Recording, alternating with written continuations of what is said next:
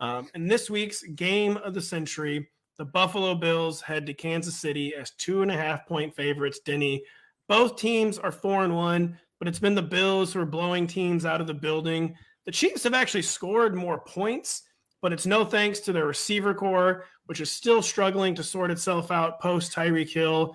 Just what are some of the recent trends in this group? Like, is Sky Moore for real? What can we possibly tell the folks with the Chiefs receivers? I'm going to recycle my joke about Sky Moore being a Zoomer psyop, because that's the only thing that I can think of when I see this guy wearing number 24 subbing in on like 6 snaps. Yeah, this guy's friends with Kyle. It's a major red flag. Yeah, and I try to tell him 24 is not a good number for a receiver. People are like, "Oh, that's so cool." I'm like, "No, that is garbage. I can't believe this." What is a cornerback doing on the offensive side of the ball? It is actually the worst uniform number assignment I have ever seen in the August history of the National Football League. It is unbelievably bad. But yeah, getting back to this game. So Sky Moore, even with some increased usage over the past 2 weeks, he's only run a route on 27% of the team's dropbacks over those 2 games. He was used sparingly in the second half last week against the Raiders, which, for those of us who used him in Showdown was nice to see a little bit, but didn't come up with much. As for the rest of the receiver group here with Kansas City, so I want to look at the past 2 weeks, because I think we're seeing a little bit of a shift toward Marquez Valdes-Scantling. Although Juju Smith-Schuster leads, lots of last names, I realize now. I know, sorry, I almost just got in a really mean, nailed it. Sorry. Well, now I just did. You got it in anyway. Yeah, now I just did. There you go. So Juju's leading all Kansas City wide receivers with 14 targets over the past 2 weeks, but his receiving profile is pretty ugly. Average depth of target of 6.4 over those 2 games. MVS, meanwhile, has 13 targets over those 2 games. A dot of 12, of almost 12. I think he's really separated himself in yards per route run over those 2 games, and has a 27%. Has 27% of the team's air yards over those 2 games. So I have to say, if you're struggling, like, between, if you have both Juju and MVS, it's not a question for me. I think you're playing MVS for sure going forward. This upside is just a concept that does not exist with Juju Smith-Schuster. And this is like the 5th straight podcast where I'll apologize for telling people he was going to be like maybe a low end wide receiver too. It actually is the summer call I'm most embarrassed about. Like, not kidding. It's only been 4 years since he's been good. I know. We're all trying to find the guy who did this for sure.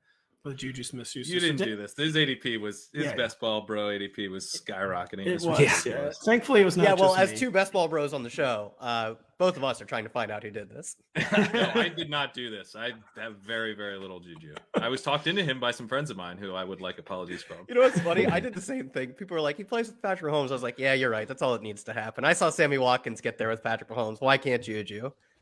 Who could not get home as the highest targeted wide receiver from Patrick Mahomes? The answer is Juju Smith-Schuster. He can't at all. How much longer is he the highest targeted guy? I mean, Kerrane, do you have something actual to add?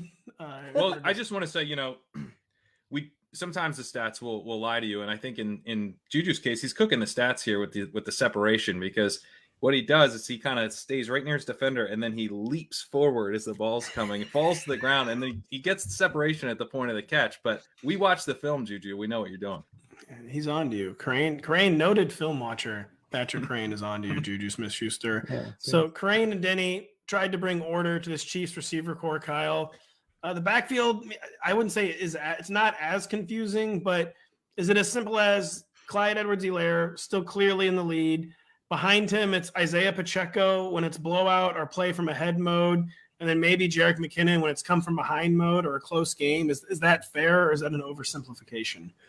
Yeah, I'd call that fair. I mean, we've seen. I want to be clear. Pacheco's role is not. We're up a few points. Let's go out and grind out Pacheco. His average, his carries on average, are when the team is up 12 points. 45% of his carries have come in the fourth quarter. He's not just the guy who salts games away. He's the guy who goes in. Who's their backup? Like Chad Henne? Like him and Chad Henne must be best friends or something. Because he's the saving bullets back, basically. Yes, he is the let's give everyone else a break type of back. He looks decent on the field, but it doesn't matter. They're not using him as if he's a meaningful part of the offense. And I will say CH and McKinnon have literally run the exact same amount of routes this year. CH is better in yards per route run, yards after the catch per reception.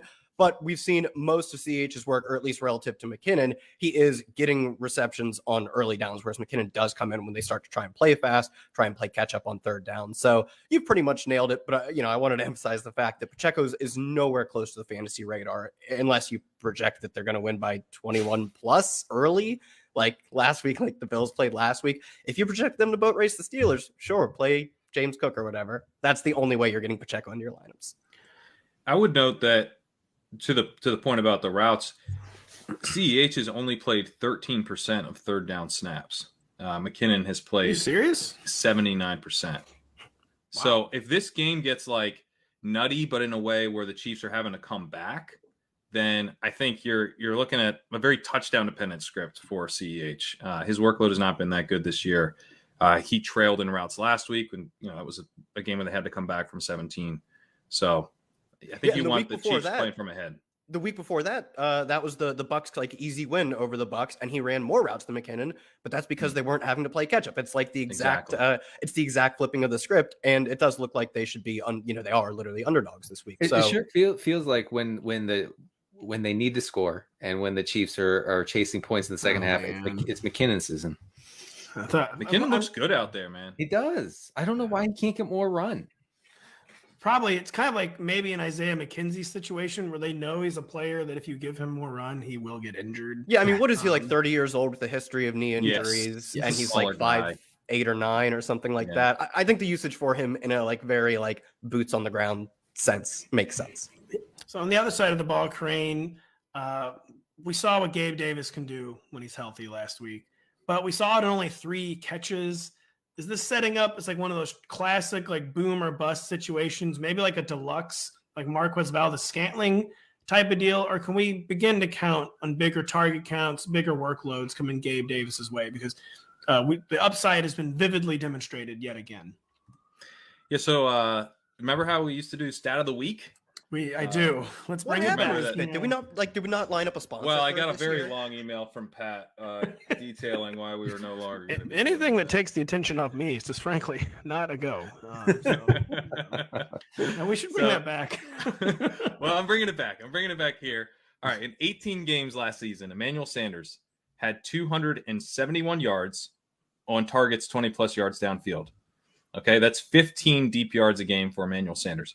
In 4 games this year, Gabriel Davis already has 207 yards on deep passes. That's 52 deep yards a game for Davis compared to 15 for Sanders last year. Yes, he's going to be boom bust. He has a 17.1 ADOT, but this is boom bust in a good way. This is like, you think about the boom here. This is a week as well to be thinking about the boom. With the Bills, we're getting to the point where we just want them to play the starters for the entire game, and we're going to get that here. Yeah, with Gabe too. It's it's like a matchup flipping boom with Gabe. Like if he has an on week, you're probably winning your matchup.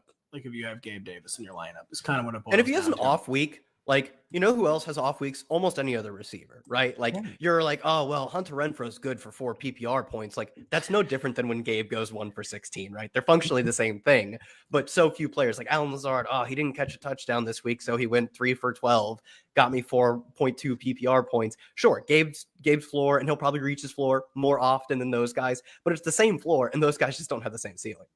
I do appreciate everybody on Twitter who told me that they could not start Gabe Davis. They benched him last week because I had to start Jamar Chase, Cooper Kupp, and Justin Jefferson. Who could I play? How can I play him over? Well, okay, I didn't know you were in a 4-team league. I'm sorry. Because I was outraged. How could you bench Gabe Davis? Well, they I guess did in nail that their scenario, draft in that 4-team league. Yeah, even in a 4-teamer, it's a good draft. It's pretty good. Except for Jamar Chase might be droppable in 4-teamers soon. Yeah. But yeah, Gabe, glad he demonstrated his health. And I'm going to move on from this game, but just a few Bills pass catcher. Isaiah McKenzie seems like he's coming back this week. Dawson Knox seems kind of 50-50. Could be, as Kyle alluded to earlier, one of those games where you're going to need to check the pregame injury reports, but it is 90 minutes. Inactives will be it's an afternoon game. So hopefully we get a good report on Dawson Knox before Chiefs, because he'll be Tight end is so bad. This total is so high. Dawson Knox will be tight end 1 relevant if he is out there. Hey, it's Matthew Berry from NBC Sports and Rotoworld.com.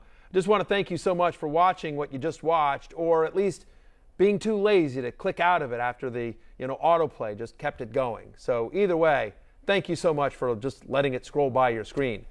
And now I'd like to ask you respectfully,